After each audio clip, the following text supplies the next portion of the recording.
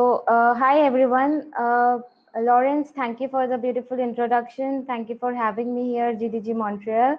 My name is Prachi, and I am an Android app developer since past 7.5 years. And the topic that I'm going to take is Android development tools.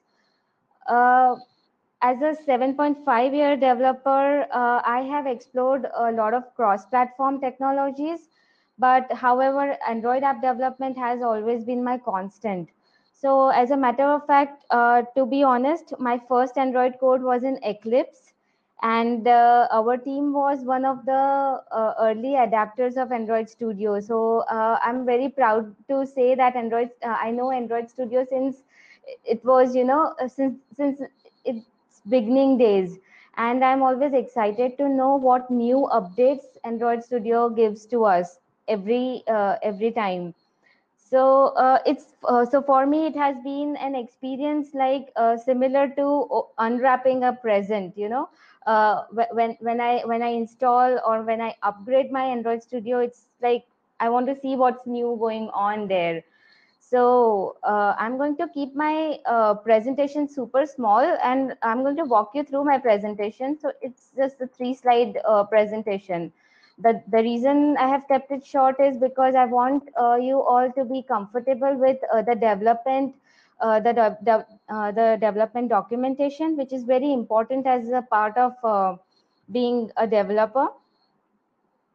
So if you search for Android Studio 4.2, the development tools, I mean, the you will find this link, and what you can do is you can install Android Studio 4.2, and that's from where the magic begins. So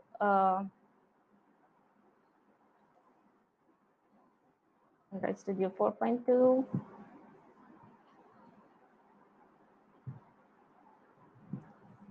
I'm not going to download the whole project and show it to you. I've already done these things for you. I've in not in in half an hour. It's not going to be possible.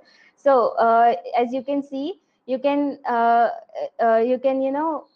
explore, like download whatever whichever beta or canary build you want. I was bold enough this time to go ahead and take the canary build because I really wanted to see and explore what is extra, So I did it. It was pretty much easy. Once my Android Studio was downloaded, I could go to the bin folder and of course open my Android Studio, which led me to the exciting window of Android Studio. I could see the icon has changed. I hope they sometimes share the story behind the icons that they are changing, the colors that they are changing. They should have been telling, but I missed out. I maybe. So once when I opened Android Studio 4.2, I came to see two different things. It was like this commit window that came from, like in Android Studio 4.0. It was here we had the version control window. I have a screenshot. So okay, so this is the 4.0, and it has a version control screenshot here, but right now it doesn't show. So they have shifted the commit window here, and whatever changes that you have made, you can directly write a message here, some changes, and commit it. They have made it pretty easy this time. These windows are, you can undock and dock these windows. I don't know what I did. Okay, undock, float, so it just pops out. It's a pretty cool thing that they have done. The second thing, the most excited thing that they did was give us this database inspector. In olden days, if you remember, if you now let me show you an app that I have made. This is a weather app, as a developer, I always keep a cheat app with me.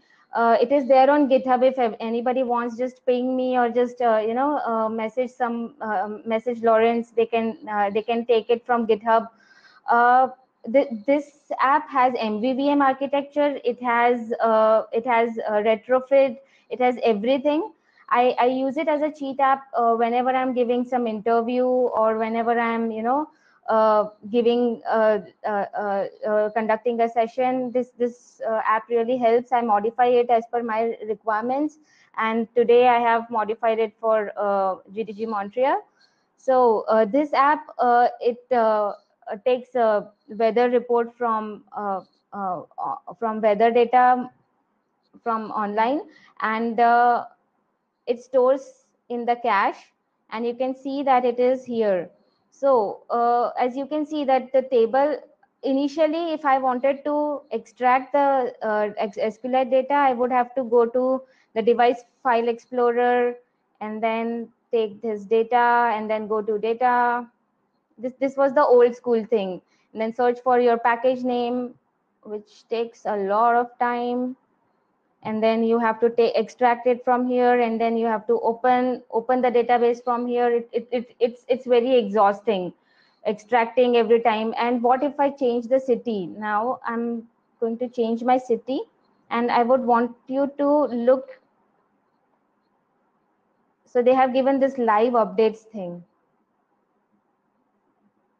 I'm going to change the city to somewhere in India, set the location, and just hope that my emulator cooperates.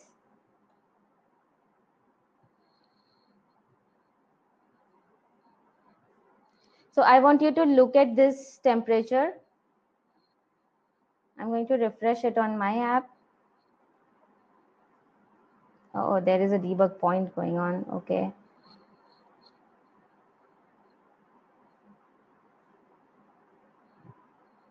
So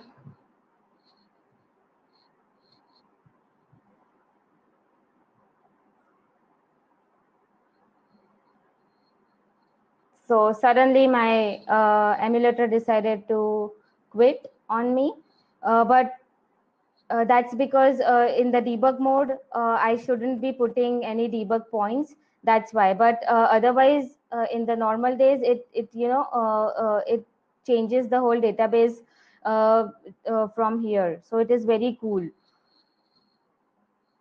Moving further, just a moment. The Jetpack Compose.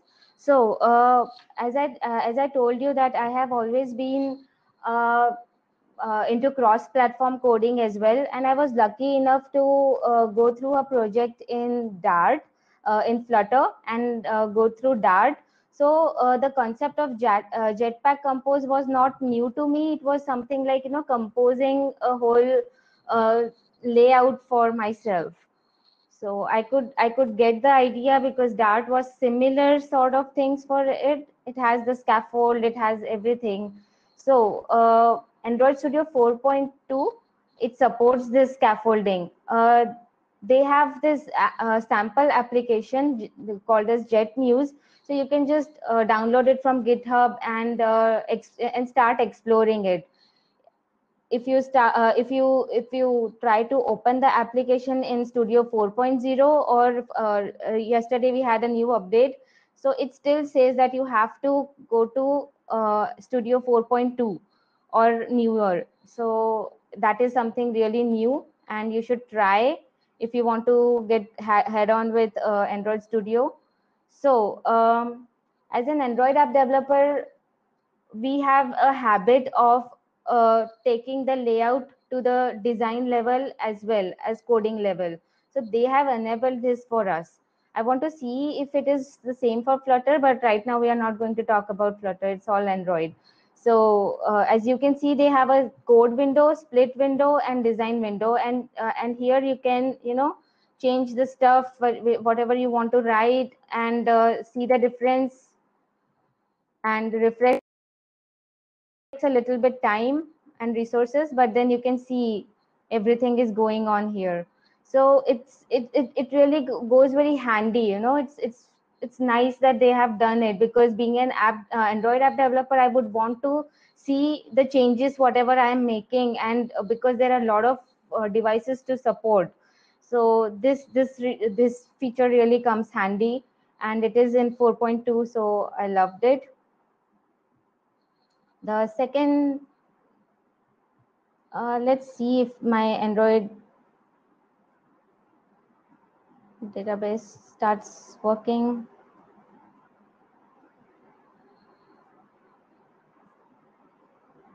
No.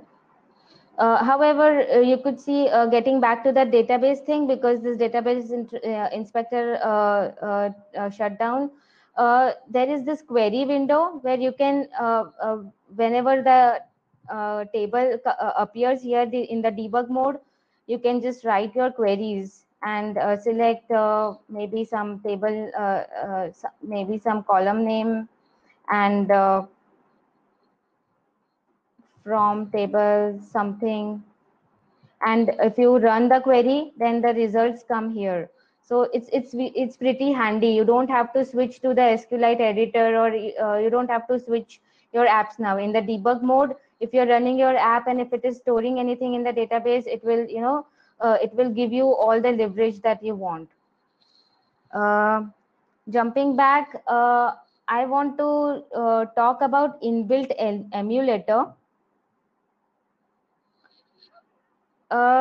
This is a design view, but what if I'm too lazy to flip flop between my emulators, you know, like every time I have to do alt tab and search for my emulator and this that. So for light purposes, they have made this emulator. And if you go to files, settings, in tools section, there is emulator. You have to launch, you have to check this launch in a tool window option and apply it. Now if you open the AVD,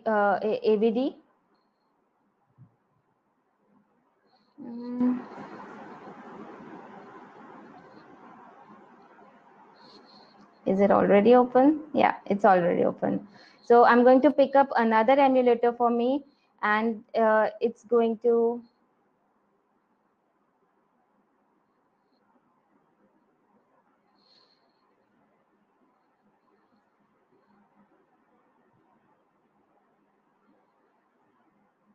open the emulator from within. Right now it is in float mode.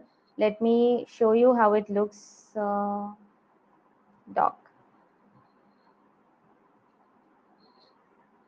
Ta-da. So this emulator is within my app, is within my IDE. It is not floating like this. So this is one cool thing, you know. The days when I'm lazy and I want to code and I just want to see some small differences, so this happens. And it for the first time, guys, it will take a little bit more time, but once everything is set up, it really gets in very quickly. So do explore this. What I miss here is these options of having map and having all of these options. I could see only the camera. I could see only the camera and some options like snapshots or anything. But I miss the maps. I miss everything. So maybe that's why it is still in Canary build, and it's not showing here. The next thing. Yep. The next thing they say is to keep an eye on the gutter view. I hope everybody knows what the gutter view is. The place where you can see the icon, or in colors file, colors.xml. When you have colors, you see colors. So this is known as the gutter view.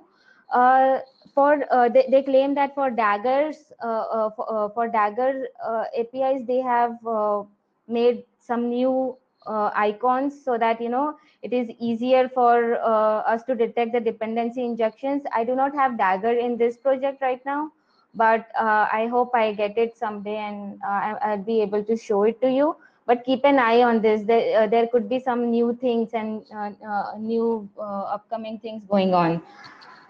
Last but not the least, to show is in Android Studio folder in Android Studio's bin folder, you will see the profiler application. After a small shot of splash screen,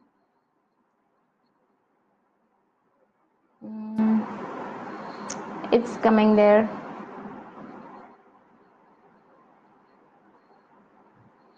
So the profiler usually we have internally built in in Android Studio IDE. But right now, if you see, this is flashing up here, and you can see. So the similar the similar Android Studio profiler, you can see here, the only condition that they have is the emulator should be open from the command prompt, or it should or if you open it from the AVD manager, it should, you should close down Android Studio, and then the profiler starts working properly. So yes, let me show you. I'll have to close Android Studio, and it may or it may not give me the Android Studio, but the profiler window. But what we are expecting is to get the supported devices here, if some devices present here. So let me get back to files. I'm going to go to settings. I'm going to unlaunch this, apply, and go ahead.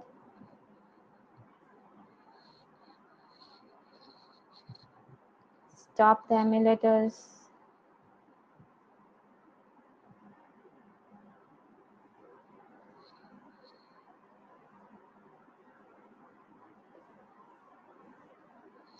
This is required because while I was rehearsing, I saw that already opened up devices were not showing in that thing, but I wanted to show anyhow in the profiler. Profiler is very important because that is where we are taking where we are taking our app to the next level. Memory management, battery management, means observe the batteries, observe the memory that your app is using, and taking the hint of, the clicks that you are there, the activities that you are browsing. It all shows it so nicely, and it's a second level of helping tool for helping and debugging, a runtime debugging tool for developers. It is something like not like solving a bug. It is like solving a whole whole app. uh, I'm going to be bold enough to close my Android Studio.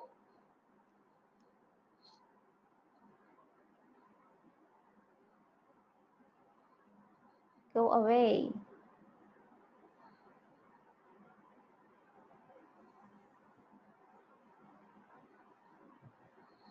Yep, we still have one window open.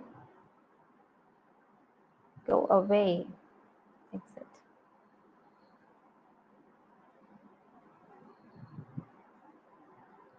And now what it says, that if there is some debuggable app open,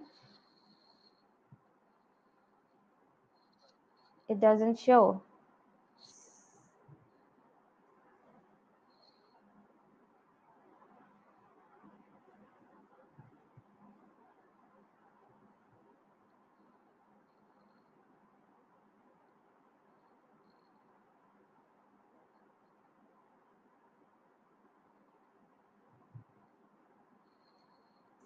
So in short, this is what this is a little challenging. You have to, if you want the profiler application to be open along with your phone, Android Studio has to be closed. It is all written in this. So I have taken you through all of these documentation things right now. So this talks about the database. These are all old features which are also there in 4.0. This 4.1. So if you see, it shows that if you open the profiler.exe, you would want to uh, either start the emulator from command line, and if you start the emulator from Android Studio, be sure to close the Android Studio before after emulator has started. And then what you are expected is to see such a support from your Android Studio profiler, so that everything starts going nicely, and the whole profiler view is now visible in the profiler application. So this is what is actually expected.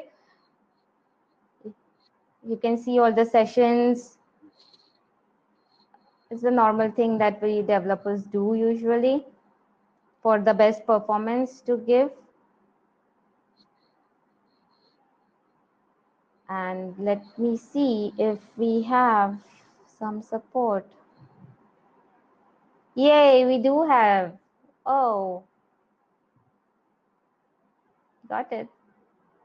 Yay. So now you can see that this profiler window is here. So yes, it started working. So there are some tips and tricks that you really need as a developer. You really need to read the documentation and get comfortable with it. And that's the reason why I haven't prepared one more PowerPoint presentation to give. Start getting used to the documentation. That's more important, and that's the latest and that's the most updated documentation you'll ever find, because I may or may not update my presentation in 15 days. So yeah, this pretty much covers it. Last thing that I wanted to say, that they have this cool amazing support for again walking you through. Yeah. So V3 and V4 signing. V3 signing, when it came, it's like amazing. If my boss came up with certain projects where they had their key stores. Either the developer did not give it to the owner of the project, or he was asking a lot of money for that project. So V3 signing, one project we did V3 signing, and we were able to not depend on that developer for that key signing. So this one is a cool thing that came, and it was an old one. When it comes to V4 signing, now there are apps like gaming apps or some apps which are really very huge, like 2 GB. So for signing up those apps, you would need V4 signing. Uh, I haven't been in a situation where I need both of them, but I'm really looking forward, and now I'm educated enough that if such a situation arises where I need this V3 and V4 signing together, I know that it is possible with Android Studio 4.2. So this is pretty much from my side. Um, there are other things which are supported, like transitions, motion layouts, which I'm damn sure that Herman and the other speaker are there to give it to me. So that is it right now from my side. Do explore. It is huge and it is amazing. Be bold enough to go ahead and take the Canary build, because see, my regular projects are still in Android Studio 4.2. It is in D drive. And if you see this, it is in E drive. It is the Canary build. So be bold enough and start doing it. Take the new things and be the be the early bird who eats the worm, so that you are more smart and you are more adaptive enough with the when it comes to work and development. Make your bosses happy, make your customers happy. That is good. And it gives me really very cool things, cool vibes, positive energy to be ahead in the line. So that is pretty much it from my side, guys. Thank you.